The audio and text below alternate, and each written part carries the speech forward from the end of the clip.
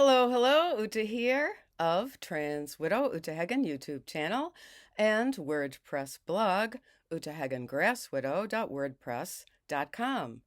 That link is always in the notes, and the contact form there is how to get in touch with me so that I can tell your story through my voice.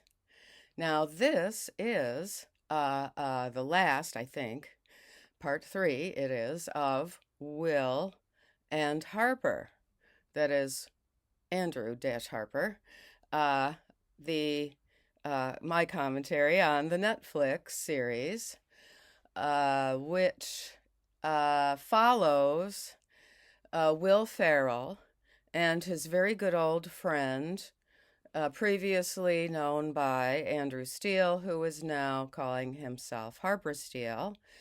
I found out, without having to watch it, I found out by other people's descriptions and a few short clips that were copied from the Netflix series that there are a couple more scenes that I want to comment on, such as the one where they're driving and Andrew-Harper is driving, and Will Ferrell makes a leaden joke about women drivers. And do you think you're a woman driver now? And then they just make a joke out of it. It's like something out of Saturday Night Live where Andrew-Harper Steele was the head writer for a while. And so that fell flat for me. And then there's something else about driving. They go to the racetrack where they're having some kind of car races, and Andrew-Harper is reflecting on whether or not he should find this scary because he's identifying as female now. So I also find that to be inauthentic, stereotype type of thinking, a mindset that I think reflects some kind of other problem that stems perhaps from Andrew-Harper's childhood or something. Maybe there were aspects of his own father or some other male relative in the older generation who he couldn't relate personally to the way they behaved and talked and that kind of thing. I'm not, I mean, if I have to pick someone that this Andrew-Harper is turning into, I think it would have to be his grandmother. And let's see, so then we come to this really whopper of a scene at a Texas Roadhouse in Texas. I guess that's a steak restaurant chain where you can have all kinds of delicious steaks and so on. And they arrive there with their crew, and it's supposedly just spontaneous. So probably Will Ferrell is using his recognizability and celebrity to get to go in unannounced and without any permission from the other diners to have them in the background of his filming that he's doing. And you know how they have those boom cameras and microphones and so on. And so if I had gone for a nice quiet dinner out, especially because I hardly ever do that, I would really not be happy about this in my background. And according to the commentator who described this, Will and Andrew-Harper have allowed conversation about, in quotes, trans rights. Now, I wonder if this is because Andrew-Harper lives in New York and we have Proposition 1, which everyone voting in New York State should vote no on because it wants to insert into our state constitution the phrase gender expression as well as the phrase gender identity as two new protected classes in the Constitution of New York stipulation that protects people from discrimination on the basis of religion, sex, cultural origin, race, and that kind of thing. And so once again, we find this institutional creep, which the ACLU and GLAAD and the Human Rights Commission, or whatever they're called,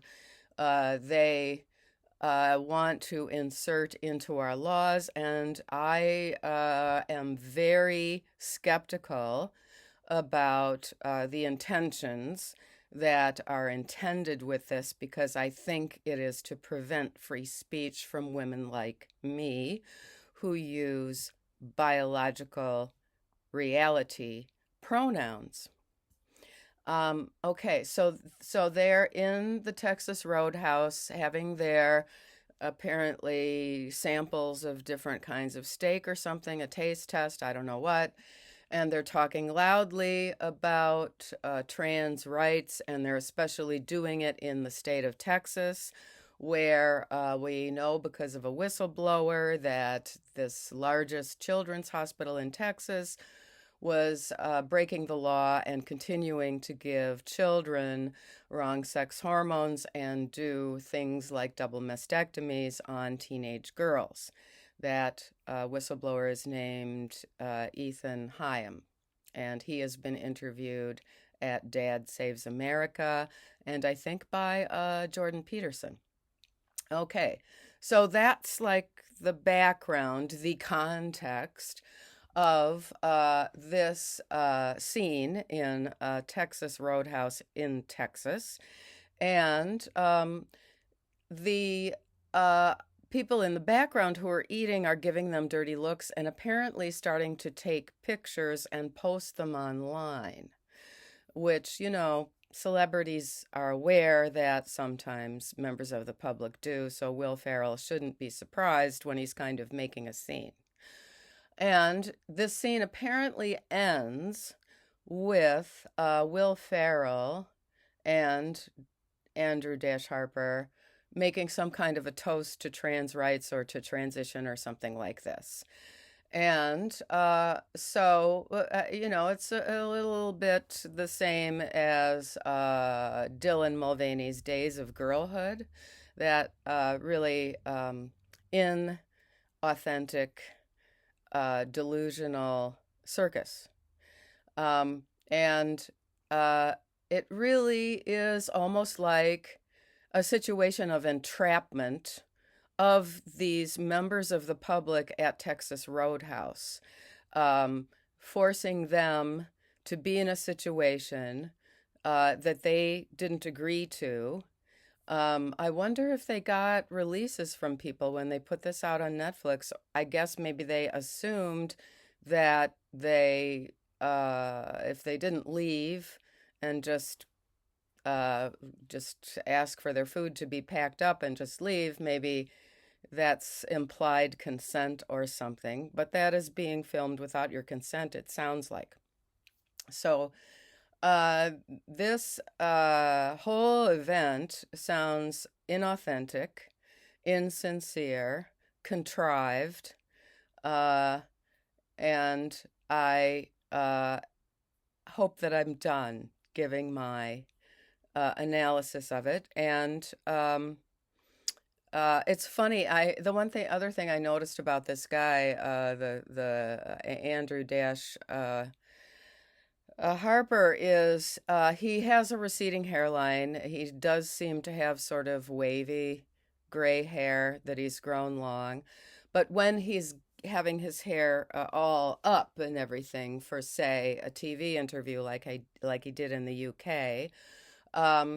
He has it up in some kind of 1940s poof. I call it the whipped cream look.